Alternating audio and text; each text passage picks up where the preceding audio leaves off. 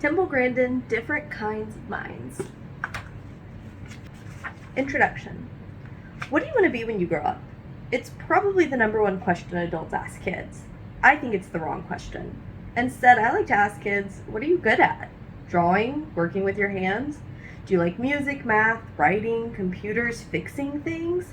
Sewing, cooking, building? Are you good with people? Animals? Do you like to play chess or Scrabble? Are you good at memorizing, or do you need to write everything down? Do you like maps, puzzles, and brain teasers? Do you like stories or facts? One more question. Is your room a big mess, or do you keep things organized? All these questions have one thing in common. They are clues to how you think, to how your brain works. When I was growing up, my speech was delayed, and I couldn't make eye contact or make friends. The doctor told my parents I was brain damaged. Eventually, I was diagnosed with autism, which is a developmental disorder that affects speech and communication. It can be mild or quite severe. In my case, I had tantrums, no interest in people, and I often stared into space. Neurotypical children, those who develop in predictable ways, naturally connect language to the things in their lives. Autistic children, however, need to learn that objects have names. I was lucky that my mother taught me how to read when I was 8. With a lot of hard work and tutoring, I was able to finish high school and college and get my PhD in animal science. I still had difficulty fitting in with the social kids, but my best friends shared my interest in horses, model rockets, and building electronic circuits. As I talk about in this book, not fitting in can be a huge benefit, and seeing things differently or having a brain that processes information in a new way can lead to innovation, discovery, and invention. I started to understand these differences when I realized that I didn't think the same way as other people. Most people think in a combination of words and vague, generalized pictures. I am a picture thinker, or visual thinker, 100%. My mother noticed my abilities in the 2nd and 3rd grade when I painted watercolors of the beach, and then later when I modeled a clay horse that was almost identical to a real horse. When I hear a word like dog, my mind clicks through every dog I've seen, like scrolling through photo albums on a phone or looking at Google Images. Later, when I started designing industrial equipment, I could draw an accurate blueprint without ever having taken a drafting class. If I could see the structure in my imagination, I could draw it. People who are visual thinkers like me tend to be good at art, working with animals, design, architecture, building, and mechanical skills, such as fixing cars. In my quest to understand visual thinking, I discovered that there is another type of visual thinker called spatial visual thinkers. These people are often good at music, math, computer programming, and things that require an ability with abstraction, ideas, and patterns, connections between things. I was always terrible at algebra, and that's a big deal because in most schools, if you can't do algebra, you can't advance to the next level. Studies now show that there is a reason why some people are bad at math. It's the way their minds work. I'm not saying that math isn't important, but some people are good at trigonometry and geometry, can't do algebra. Instead of making everyone fulfill the same requirements, I believe we need to appreciate the different ways our mind work. I have observed that kids who are good at writing and taking tests and who have neat backpacks and binders tend to have an easier time at school. They have strong organizational skills, and reading and writing are generally easier for them to learn. These kids tend to be verbal thinkers, meaning they think in words. The way schools and testing are set up with an emphasis on reading and writing, these students have an advantage. In my day, there were lots of hands-on classes like shop, woodworking, art, sewing, music, theater, and so forth. It gave kids who struggled with taking tests a chance to discover what they were good at. For me, I was doing things with my hands like woodworking and sewing. I made the sets for our school plays and sewed costumes. Later, in boarding school, I fed and took care of the horses, including mucking out the stables. All these experiences paved the way for me as a designer and an animal expert. These skills have something important in common. They require strong visual thinking and are non-verbal activities. This is why I like to ask kids what they are good at. I don't think there's anything more valuable than finding out what you were good at and having opportunities to develop those skills. I had several experiences that set the course of my life and career. When I visited my aunt's cattle farm, I discovered my love of animals, but I was also obsessed with building and fixing things. One of my inventions was a gate for the driveway that you could open from the car. I also remember when I observed a cattle squeeze chute that calmed the animals when they were vaccinated. It had 2 panels that pressed their sides. A few days later, when I had a panic attack, I got inside the chute to see if it would calm me. I felt a wave of relaxation and afterward copied the design for the first human squeeze machine. People didn't understand it at first, but now my hug machine is used all over the world to help people with autism manage their anxiety. Being a visual thinker helped me to see the connection between the squeeze chute for the cattle and my own needs. I was also able to build it because of both my ability to visualize it and my familiarity with tools, which I had grown up using. These are not the kinds of skills you will find on the SAT, but they are every bit as important. You may have heard the famous quote, "I think, therefore I am," by René Descartes. He was a 7th century philosopher who believed that what separates us from animals is language. I guess what he meant is, I have language, therefore I am. That theory has never been challenged. We communicate in words, we speak, and animals don't.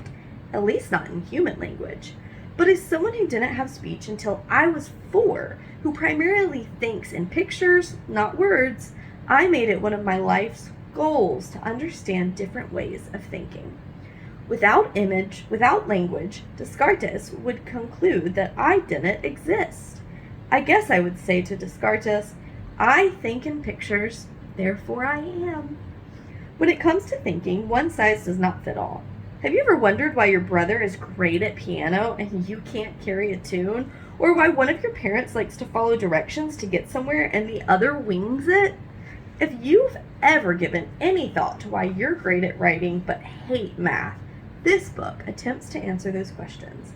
I also delve into how different minds can work together, as each brings different strengths.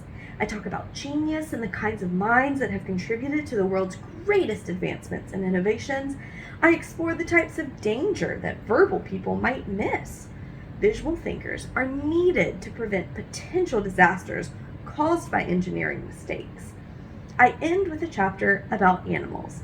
Until recently, animals were mostly considered non-sentient or non-feeling, and science warns us not to anthropomorphize, meaning attach human emotion to animal behavior. But there is still considerable disagreement in the scientific community as to whether animals have emotions, if they can think. Most people with pets probably disagree with Descartes. Animals may not be verbal, but they feel through their senses. They are visual, auditory, and sensory thinkers. While I was doing research for this book, I had 2 experiences that were game changers. In 2019, I toured a state-of-the-art poultry processing plant. This is a component of my job as a consultant in the food supply business. One of my responsibilities is making sure the plants are operating correctly and identifying problems with equipment. I'm known for spotting things that aren't right, another benefit of being a visual thinker. But that day, something else jumped out at me. At this plant, the equipment was brand new. It was beautiful, meticulously crafted, and made of gleaming stainless steel with many moving parts. I knew it would take highly skilled, highly paid workers to maintain and repair the equipment. Until then, nearly every plant I had worked at used equipment made in America. But here I discovered that the equipment had been imported from the Netherlands. I had no idea how we would fix it when it broke.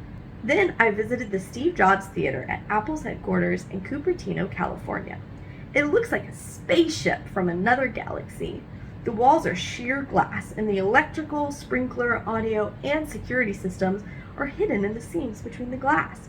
I was fascinated by every aspect of it and came to learn that the glass was imported from Germany. The lightweight carbon fiber roof was from Dubai, and the glass walls in the theater had been engineered in Italy. I stood in the middle of the lobby and cried out, "We don't make it anymore!" This was just the beginning of my fast-growing realization that our country was losing its ability to produce the equipment we need to stay competitive with the rest of the world. Throughout history, the U.S. had been a leader in ingenuity, innovation, and invention. What was happening? As schools have focused more on scores and testing, we have been screening out the people with visual skills. Imagine a world with no artists, designers, or inventors. No electricians, mechanics, architects, plumbers. I call these people the clever engineers. They can invent things, fix things, and improve systems. Being good with your hands is more than just being handy. It's as if there is an invisible connection between your hands and your brain. It's automatic. Without these clever engineers, we are going to fall behind even more. My goal is to get hands-on education back into schools so that we don't screen out the people we need. How can you tell if you're a visual thinker? Are you good at art, music, putting mechanical things together? Or would you rather invent stories and keep a diary? These are clues. Are you a master Lego builder? So good you maybe don't need the instructions? Would you rather write an essay than paint a picture? We all use visual and verbal thinking to navigate the world, or, to put it another way, we are all on a spectrum with extreme skills at either end, and most people fall somewhere in the middle. To be happy and successful at what you do, we need schools and parents and caregivers to encourage you to do the things you're good at. Sometimes these gifts are obvious, and sometimes they're hidden. For me, understanding the way I think has enriched my life and career. I don't want to be like everyone else.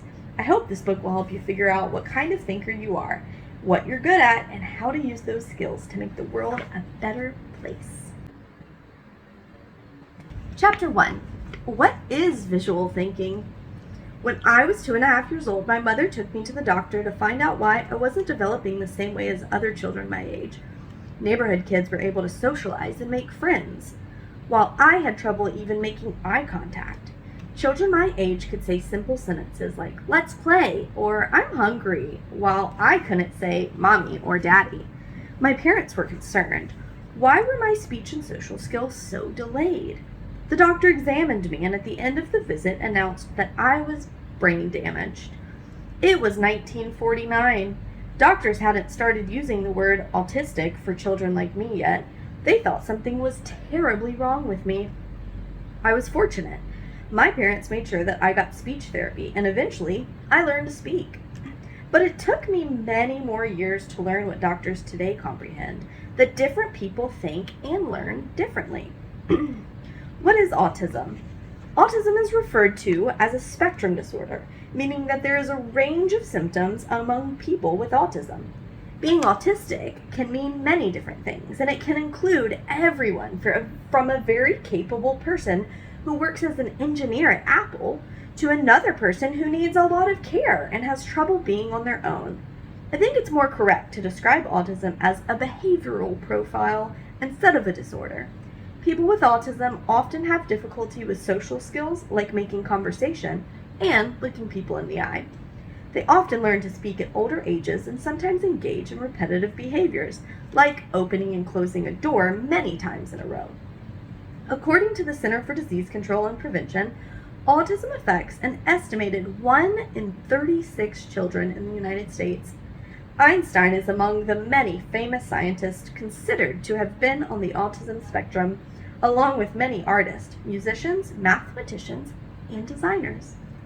Much later, when I was a graduate student in animal science at Arizona State University, I had another experience with cattle that helped me begin to understand why my mind worked differently than other people's minds. The cattle handlers at the nearby ranch had a problem. They had set up a system to get their cows vaccinated. The cows would walk through a chute and at the end would receive their shots. But every time the handlers tried to send them through the chute, the cows would slow down or try to turn around. I was asked to help the handlers discover why this kept happening. As I stood above the chute alongside the handlers, I watched the cows stop in their tracks. They did not want to walk forward. The cattle handlers had to yell, hit, and sometimes use electric prods to keep the cows moving through the chute. What was going on? I jumped down into the chute to find out. The cattle handlers were surprised, but once inside I immediately saw what was happening. There was a shining metal chain dangling over the top of the chute. When the cows saw the sunlight bounce off the chain, they weren't sure what it was, so they stopped. I climbed back out of the chute and I told the handler what I had seen. As soon as they removed the chain, the cows started moving forward. No more yelling or prodding was necessary. To me, getting inside the chute was the obvious thing to do. I knew I had to see things from the cow's point of view to understand and solve the problem. None of the cattle handlers had thought to do that. Back then, I felt that everyone else thought visually the same way I did. It wasn't until I was in my 30s that I realized there are different kinds of thinkers, which explains why jumping in the chute was the most natural thing for me to do, but not for everyone.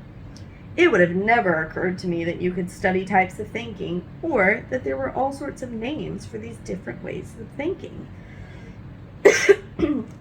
Verbal thinkers. Do you think in words more than in pictures? Do you keep your assignments orderly and well organized? Do you always remember to hand in your homework? Are you good at keeping track of time? Do you keep your room neat with everything in its place? Do you learn best by reading books and listening? Then you might be a verbal thinker. Visual thinkers. Do you think in pictures more than in words? Are you the one in your class who can take a random pile of art supplies and create something amazing? Does your backpack look messy, but you can still find anything you need inside it? Do you learn best from images, charts, and diagrams? Do you like puzzles, chess, and sports statistics? Then you might be a visual thinker. Can you be both? Most people use a combination of visual and verbal thinking skills. Fewer people are on the extreme ends of the spectrum. Photorealistic visual thinkers like me are at one end, and totally verbal people, like my book agent, are at the other end. We'll talk about that more in a later chapter. Finding the visual thinkers. When I realized that I was a visual thinker, I decided to conduct my own informal surveys to find out if other people also thought in pictures. By asking enough people in the same questions, I hope to identify fellow visual thinkers. I started by asking people to describe their home using lots of visual details, like the colors of the walls and how many bedrooms it had.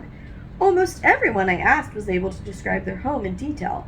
I knew that they couldn't all be visual thinkers. That seemed unlikely.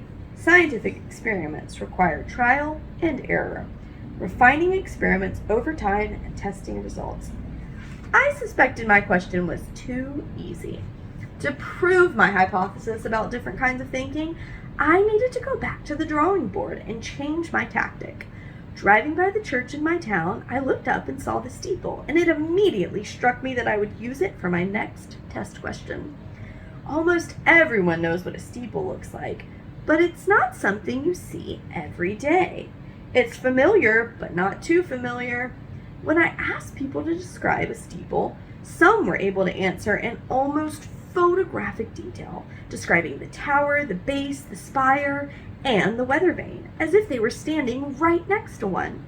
Others cited specific steeples, often naming several actual churches. In contrast, there were also people who had a harder time describing the physical characteristics of a steeple.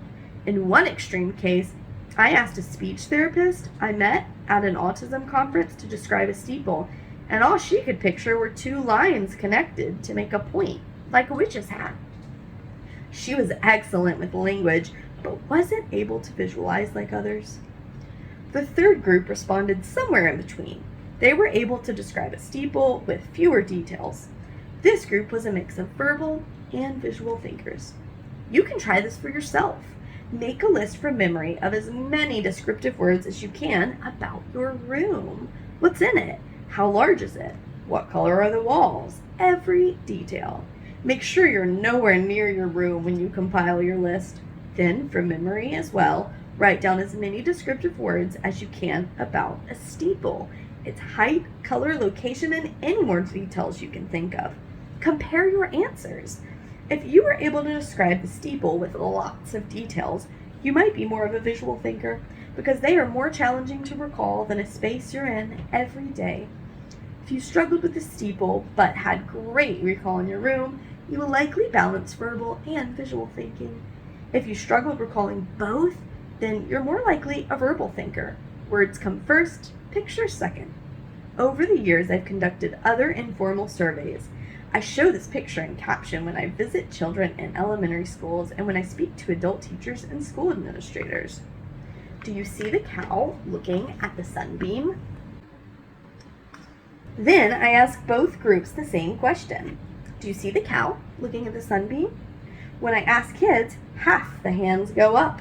When I ask adults, almost no hands go up. The adults focus on the words of the caption. The kids focus on the picture. From my informal study, it seems that many more kids are visual thinkers than adults. Some researchers believe that we all start as visual thinkers. As we grow up, language takes over. By 4 years old, most of us can speak in full sentences and have a full vocabulary of over 1,000 words. It seems that as language skills increase, visual skills decrease. The exceptions to this are visual thinkers who, throughout their lives, primarily process information through pictures. Scientists Laurent Matron and Sylvie Belleville have also observed that, in addition to kids, another group of people are often strong visual thinkers, those with autism. They discovered that autistic adults pick up on small visual detail in their environment faster than those without autism. And when another group of scientists led by Yuta Frith and Anita Shah compared how well autistic people and non-autistic people were able to arrange colorful blocks into patterns, those with autism were more successful. Both these teams of scientists confirmed that people with autism are often visual thinkers. Dreaming differently. My dreams also come to me in pictures. They resemble silent movies, only in color. They have lots of pictures and few words. Sometimes I dream that I'm on a steep roof or riding a bike. I also have a recurring dream of trying to get to the airport, but a huge visual roadblock, like a giant crater in the middle of the highway, makes me late. The next time you remember a dream, write it down as soon as you wake up. Was the dream a series of images? Was there a story? Was it silent, or did people talk? If you keep a notebook of your dreams, you might discover patterns about the way dreams come to you. In pictures or stories, silently or with words, it may provide yet another clue about what kind of thinker you are. At the extreme ends of the spectrum are people with two unique conditions: aphantasia and hyperphantasia. A person with aphantasia has no or almost no ability to access visual imagery. When they see an idea expressed with pictures, charts, or diagrams, they have a harder time understanding it. At the other extreme, a person with hyperphantasia imagines an overabundance of visual images. When they are asked to describe a memory, they can do so with minutely detailed imagery. By studying people with these types of conditions, scientists have been able to learn more about how the brain works. I appreciate something neurologist Adam Zeman said. This is not a disorder as far as I can see. It's an intriguing variation in human experience. To Zeman, thinking or dreaming one way or another is not an illness or a problem. It's just different. It's a verbal thinker's world. My first language is pictures. My second language is words. The problem for me is that we live in a culture that emphasizes verbal communication. Teachers lecture, politicians use speeches to get their messages across, religious leaders use sermons, and the people who give us the news are called talking heads. Visual thinkers like me are forced to adapt. It's like I'm a tourist in a foreign country who knows a bit of the language, but it's not my mother tongue. With a lot of coaching, tutoring, and hard work, I've learned to speak and communicate throughout my life in school, college, graduate school, and eventually in the workplace. But this didn't come naturally. As a child, I learned how to modulate my voice by imitating other people. I learned to say, hello, in a bright, inviting way instead of my flat or monotone voice, which is something many people with autism struggle with.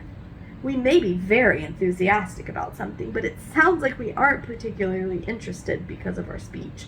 We also struggle with picking up on verbal cues. As a result, our social skills are compromised, and we interview poorly for jobs even though we may be more qualified than a verbal thinker. As an adult, I still wrestle with this. Sometimes jokes go over my head, especially if the punchline is based on wordplay. You might have heard of the classic joke, what's white and black and red all over? A newspaper. It's hard for me to comprehend because my mind is busy picturing shades of red and a physical newspaper. It takes a while for me to catch up and realize that the wordplay is involved. Oh, the word red sounds like the word red. I get it. I also get lost when people speak too quickly for me to catch the nuances, either subtle gestures or changes in expression. Irony is often lost on me. This language barrier can unintentionally give kids who are visual thinkers unique challenges in school. Imagine a classroom where a teacher is talking fast to get through a lesson. The more verbal students who can probably keep up, but the visual thinking student is still trying to translate the lesson into their own language of imagery and soon falls behind. Additionally, tests are also most commonly language-based, written in words without any pictures to convey the questions. A visual thinking student has to translate the word-based questions into their own visual way of thinking, and only then can they answer them. It's like having only right-handed desks in a school with no lefty desk for people who write left-handed. They are already at a disadvantage. Denver-based psychologist Linda Krieger-Silverman has spent decades studying different learning styles. When she speaks to educators about different types of learning styles, she will often show her audiences two images. She calls one the filer and other the piler. The filer keeps everything in its place, neat and orderly. The piler keeps everything in what appears to be a mess, without an obvious system of organization. Silverman explains that the filer is not necessarily smarter than the piler, and the piler is not necessarily smarter than the filer. They simply have different skill sets. If you made the person with the messy pile organize their papers, they would never find anything again. My office is like that, with towering piles that, to verbal thinkers, look like a disaster area. But I can easily locate any paper. To me, it's organized. My agent once visited me in my home and wanted to straighten out my piles. She said she could never work with all the clutter. I told her not to touch a thing. That would have been ruinous for me. I know where every paper is in my piles. I can visualize them. For some reason, our culture gives more credit to the filers. Many assume that the filer kid is the smart and more capable kid. Teachers often give out extra credit points to students who have the neatest looking notes, handwriting, or cubbies, and parents struggle to teach their kids to clean up their rooms and make them look orderly. Many parents and teachers confuse tidiness with intelligence. Why is one way of organizing thoughts considered better than the other? The messy scientist. Albert Einstein didn't learn to speak until he was 3 years old, and one of his elementary school students described him as mentally slow and unsociable. Yet he grew up to discover many revolutionary scientific theories, including the theory of relativity, and in 1922 he won the Nobel Prize for his ideas on the photoelectric effect. Considered one of the most brilliant scientists of all time, he was also famous for his untidy appearance and wild hair. There is some debate whether Einstein actually said, "If a cluttered desk is a sign of a cluttered mind, of what then is an empty desk a sign?" Whether he did or didn't, I think he must have been a piler like me.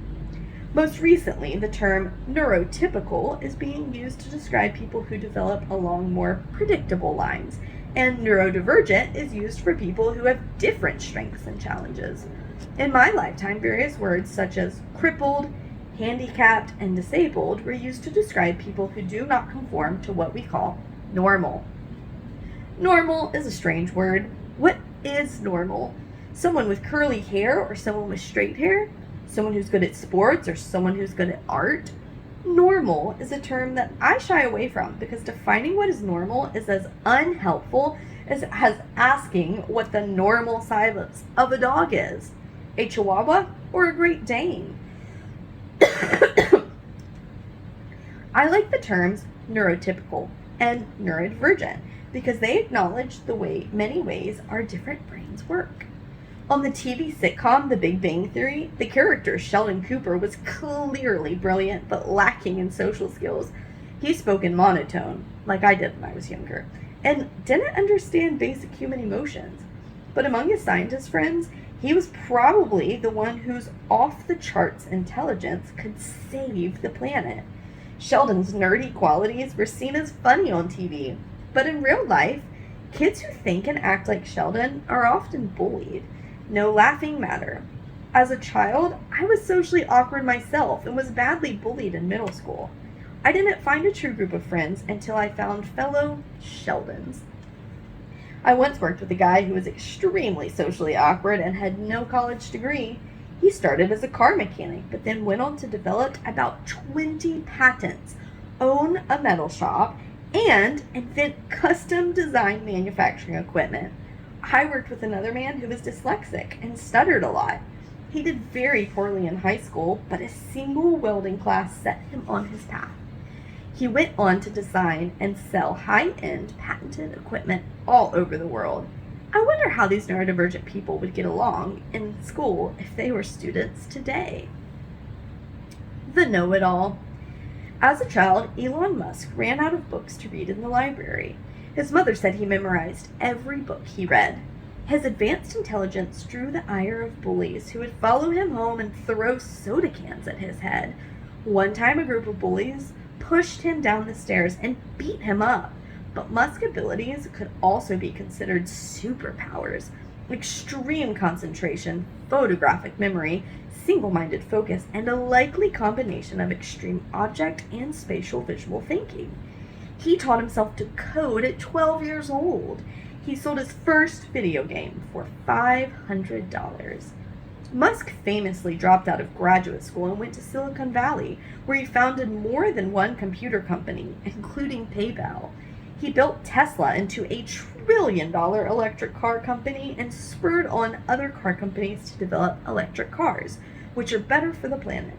He has also made it a life goal to develop a multiplanetary civilization. To that end, he created SpaceX. In 2022, he successfully launched 180 rockets into orbit. His current mission is to colonize Mars. You get the feeling that if anyone can do this, it's Musk. More recently, Elon Musk acquired Twitter. I admire his achievements with rockets and electric cars, but his management of the social media platform has created controversies. He entered an arena of social and emotional factors that can be more complex than rocket science. Maybe he should have remained in the world of rockets and cars.